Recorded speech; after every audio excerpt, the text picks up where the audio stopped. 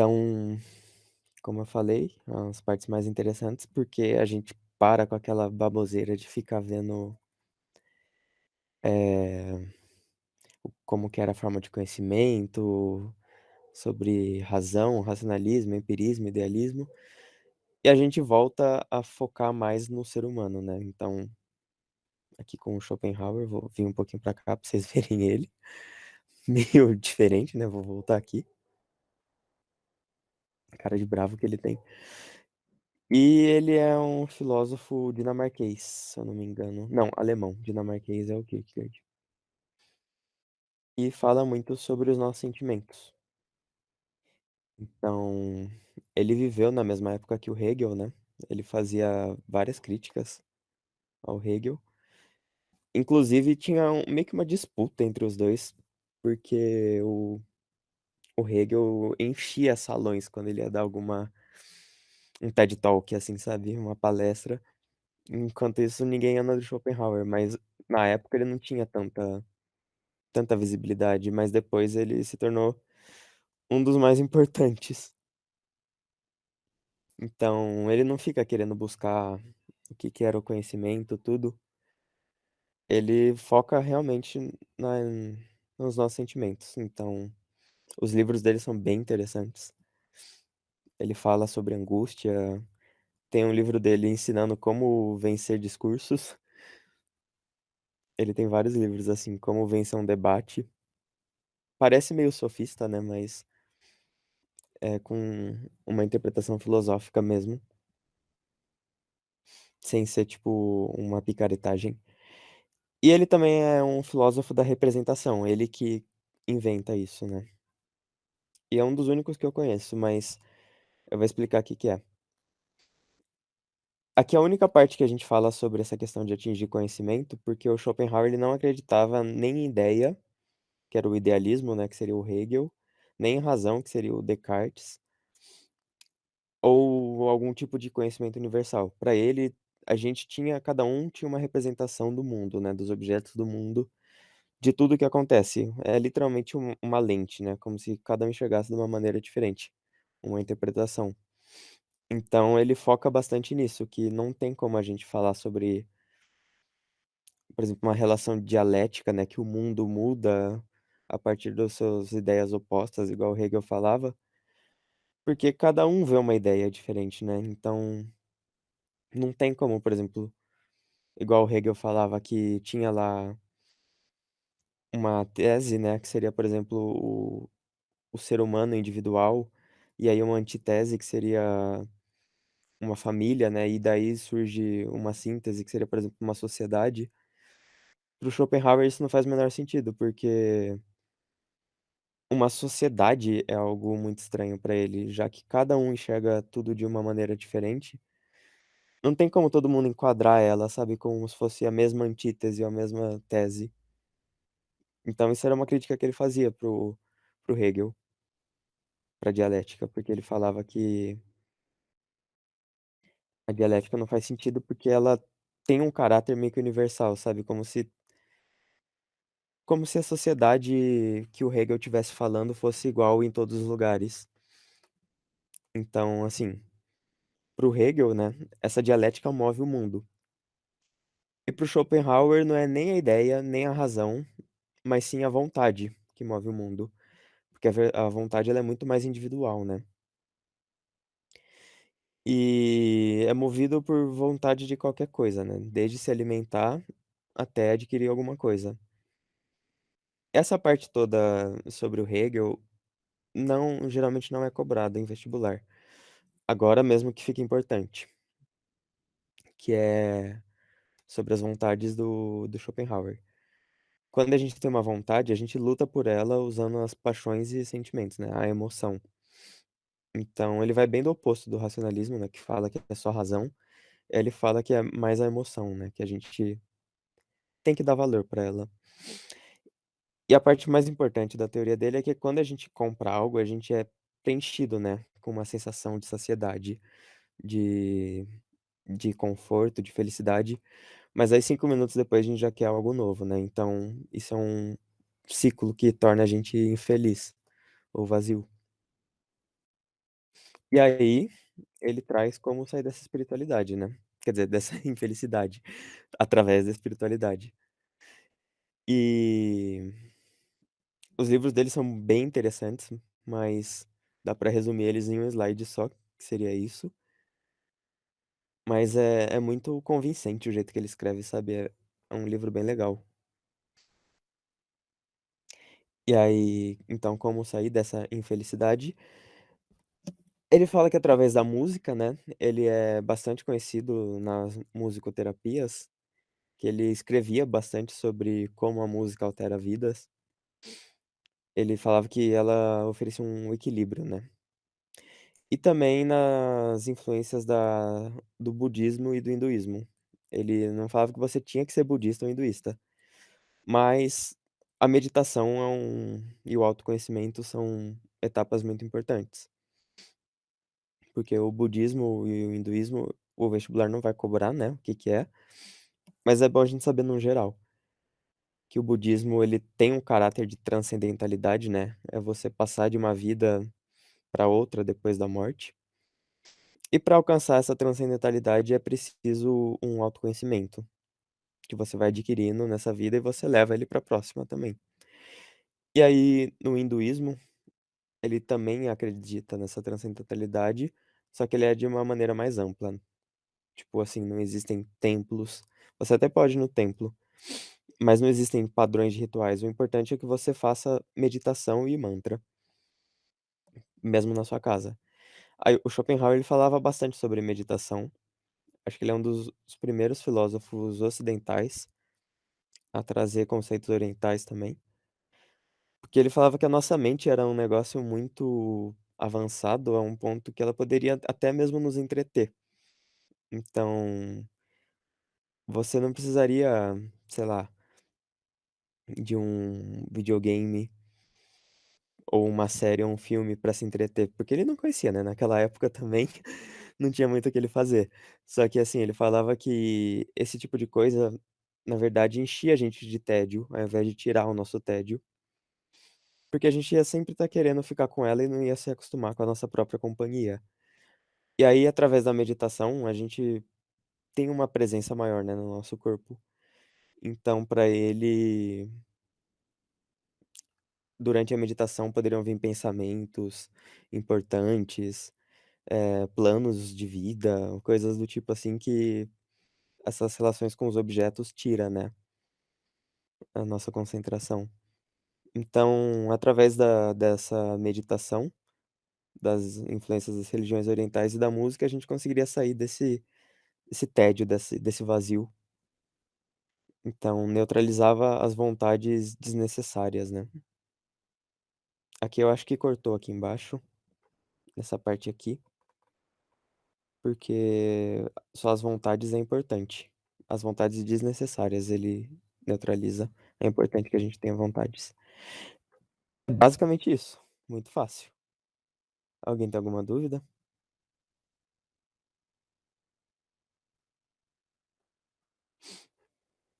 Se não, a gente pode ir para o exercício da Unesp, que ele fala: "Com base no texto, é correto afirmar que a ética do Schopenhauer, a ética dele é isso que a gente acabou de falar, né, de você cortar essas vontades, neutralizar as vontades desnecessárias. Nossa felicidade depende daquilo que somos, da nossa individualidade, enquanto na maior parte das vezes levamos em conta apenas a nossa sorte, apenas aquilo que temos ou representamos.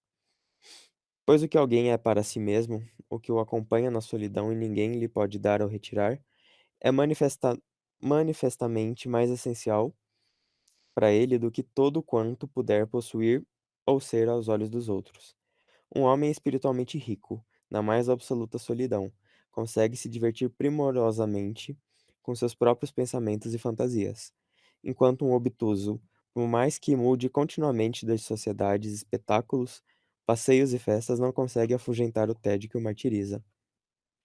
Então, com base na ética dele, é correto afirmar: corrobora os padrões hegemônicos de comportamento da sociedade de consumo atual, valoriza o aprimoramento formativo do espírito como o campo mais relevante da vida humana, Valoriza preferencialmente a simplicidade e humildade, em vez do cultivo de qualidades intelectuais.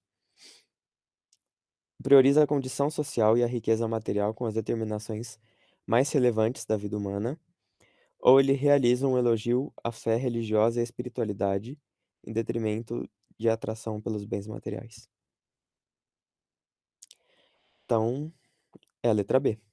Ele valoriza o aprimoramento formativo do espírito, né, como um campo relevante, e não um aprimoramento formativo material como campo relevante. Porque a gente tem um lado espiritual e um lado material, né. Um lado material seria o apego nessas relações objetais, né, tipo, você querer um acúmulo de objetos, e no espiritual seria em questão de mente. Você fazer, por exemplo, como ele falava, as meditações. Não meditação só no sentido espiritual. Existem também as meditações, de pensamento, né, reflexão. O Descartes tinha um livro que chamava Meditações, e era esse tipo de meditação. Alguém tem alguma dúvida?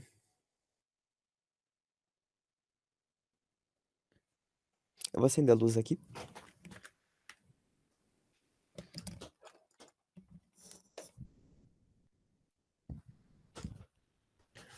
Então, agora o exercício do Enem. O trecho destaca uma ideia remanescente de uma tradição filosófica ocidental, segundo a qual a felicidade se mostra indissociavelmente ligada a. Então ele fala: sentimos que toda a satisfação de nossos desejos advinda do mundo assemelha-se à esmola que mantém hoje o mendigo vivo, porém prolonga amanhã a sua fome. A resignação, ao contrário, assemelha-se à fortuna herdada, livra o herdeiro para sempre de todas as preocupações. Então, o trecho destaca uma ideia remanescente de uma tradição filosófica ocidental, segundo a qual a felicidade se mostra indissociavelmente ligada à consagração de relacionamentos afetivos, administração da independência interior, fugacidade do conhecimento empírico, liberdade de expressão religiosa ou busca de prazeres efêmeros.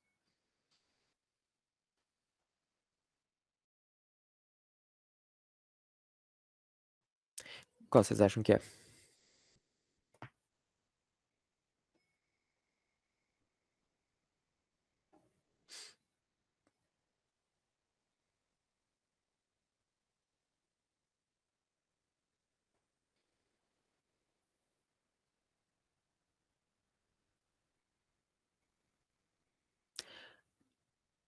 Eu fiquei em dúvida também entre a B ou a E, porque depende da maneira que a gente interpretar o que ele pede, né? Que ele fala que o trecho destaca uma ideia remanescente de uma tradição filosófica ocidental. Então a gente não sabe se ele tá falando do que o Schopenhauer fala, né? Porque senão seria a B, ou se a gente tá falando da tradição como a gente tem como sempre, né? Que seria a letra E. Porque não é porque o Schopenhauer pensou que seria diferente que a gente vê que é o normal que acontece hoje, né? Eu acho que é a letra B, se eu não me engano. Porque ele tá falando que destaca a ideia remanescente que tá no trecho, né? Então eu acho que ele se refere ao Schopenhauer. Deixa eu pesquisar.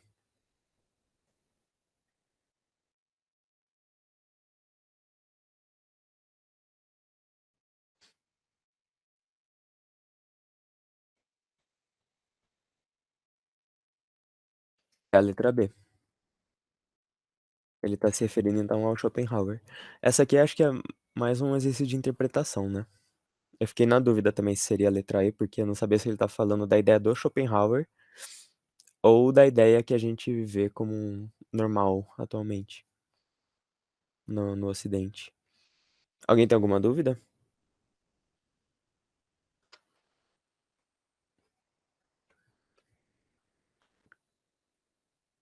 É bem tranquilo, né? Schopenhauer.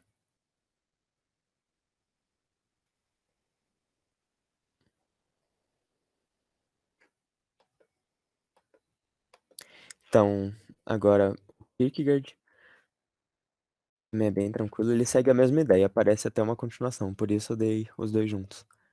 Mas aqui começa realmente o existencialismo. É, é a B mesmo, é administração da independência interior.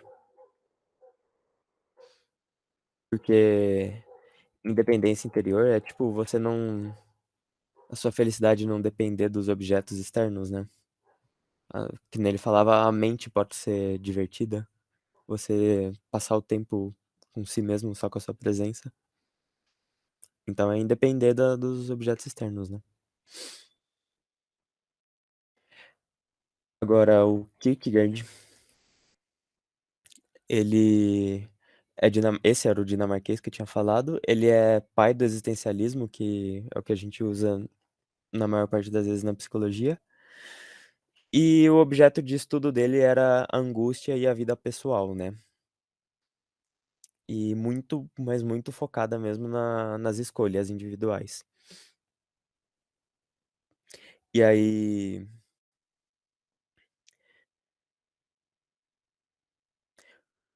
hum, espera aí que eu vi uma pergunta aqui. Existencialismo é um contraponto de niilismo ou o niilismo faz parte disso? Não sei responder. A gente ainda vai ter Nietzsche, aí eu posso pesquisar isso. Mas eu sei que ele influenciou bastante o Nietzsche, né. Ele veio antes do Nietzsche. Eu acho inclusive que eles viveram na mesma época, não tenho certeza, mas ele influenciou o Nietzsche. Disso eu tenho certeza. Eu acho que deve fazer parte mesmo.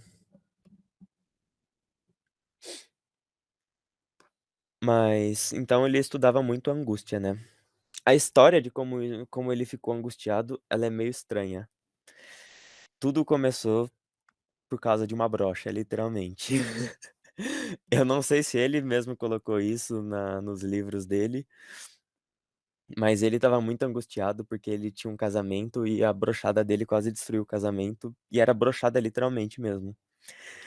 Então, foi a brochada mais importante pra psicologia, eu acho, porque ele começou a escrever sobre angústia depois disso. E ele falava que a angústia ela vem através da escolha, né, esse processo de escolher, porque a gente tá sempre escolhendo, então nossa vida é um eterno processo, né. A gente às vezes é contraditório, cada hora a gente escolhe uma coisa, às vezes são coisas opostas até, mas só diz respeito a gente, né, então ninguém vai escolher por a gente, só quando a gente tiver sem opção. E por conta disso tem uma responsabilidade muito grande. E aí que vem a angústia, né. E para o assim como o Schopenhauer, né, ele também fazia as críticas a Hegel, que eram parecidas, né. Aqui a teoria dos 2 é bem parecida.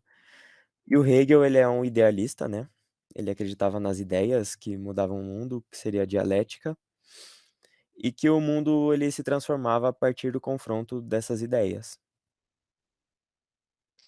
Então, para o Kierkegaard, de novo, né, igual o Schopenhauer, não existe só um mundo único, cada um enxerga de uma maneira diferente, seria tipo uma lente. E a busca aqui ele já vai um pouco além, né, ele falava que essa busca incessante por razão e conhecimento nos faz sofrer muito, porque a gente ignora as sensações não, as emoções, os sentimentos. E a gente muitas vezes não sabe lidar, né, com a gente mesmo. E aí para facilitar a teoria dele, ele falava que a nossa vida ela era dividida em etapas, né, tipo processos mesmo. E esses eram processos de sofrimento, né, porque para o Kierkegaard a gente estava sempre sofrendo, mesmo menos na última etapa.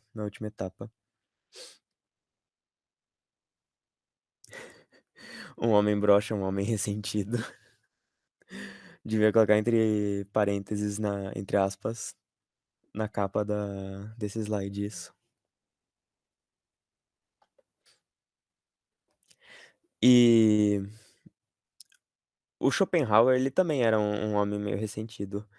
A teoria dele é bonitinha e tudo mais, mas ele falava muito sobre solidão. Ele era uma pessoa muito só, né. Ele falava bastante sobre música também, sobre arte, mas ele também tinha uns livros bem ressentidos, né. E ele também influenciou bastante o Nietzsche, né, porque o niilismo é bastante essa pegada. Mas então, essas 3 etapas, elas têm uma ordem, né, não é aleatória. Você salta de uma para outra. E, uma é superior à outra também, né, uma é melhor que a outra. E aí todo mundo começa no estágio estético, que seria uma vida buscando prazer de ser grado, que seria o hedonismo, né, prazeres efêmeros, prazeres curtos, momentâneos. E principalmente os prazeres sexuais, aí acho que ele tá se referindo à brochada dele. E quanto mais a gente busca a vida estética, maior é o vazio e a angústia que a gente vai ter que preencher, né, porque se a gente só se enche de prazeres curtos, rápidos, assim, a nossa vida vai passando e a gente vai tendo poucas memórias boas, né, tipo, poucas recordações, então a gente fica com um vazio muito grande.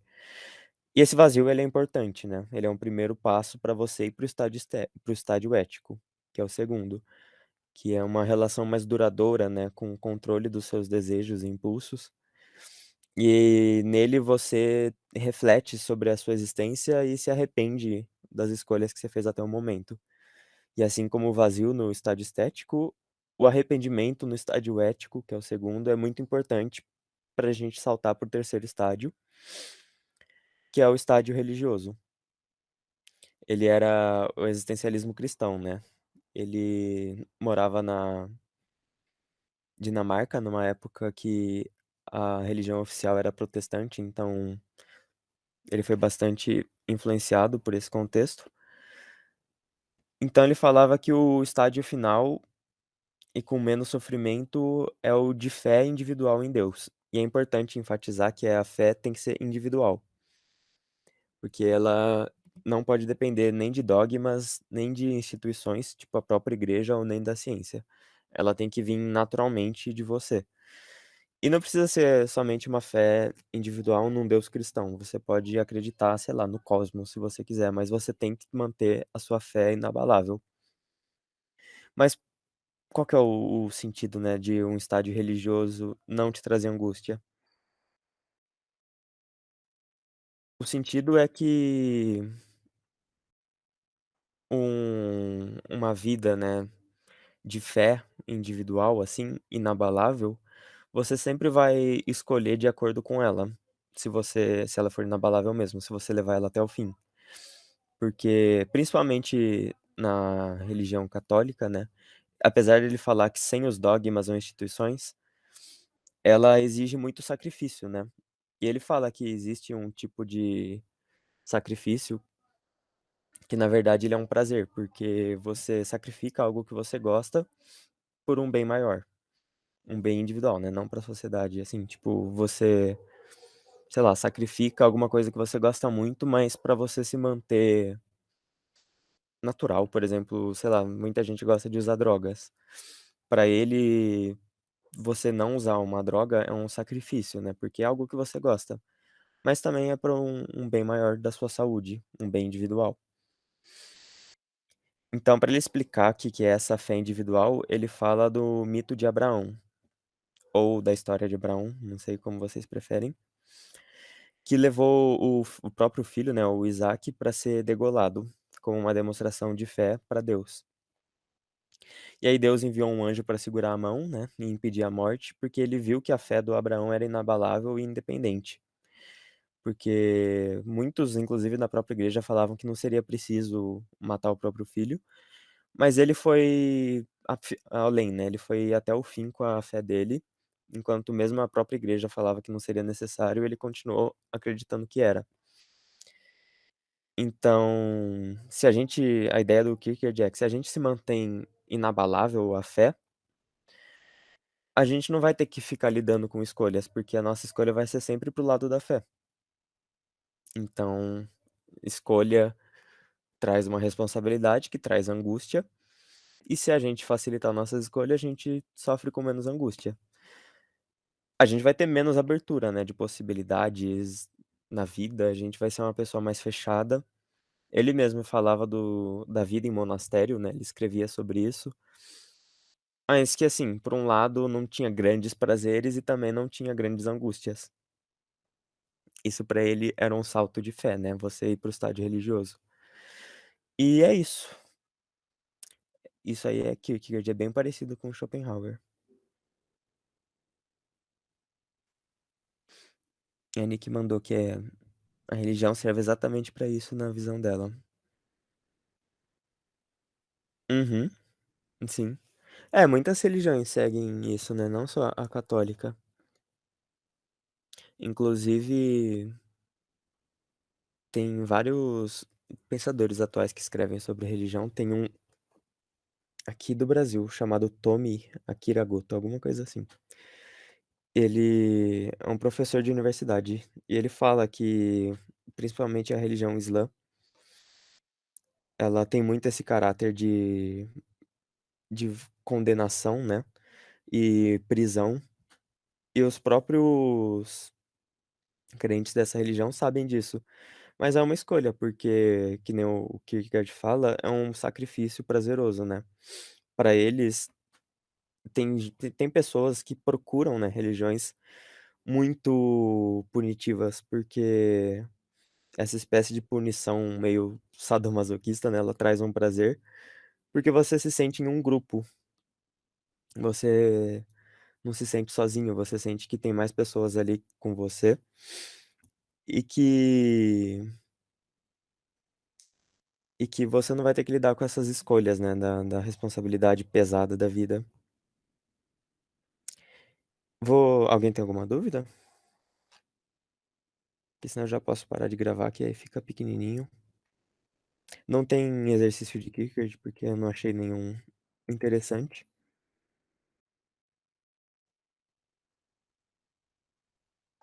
Mas aí começa a parte da filosofia mais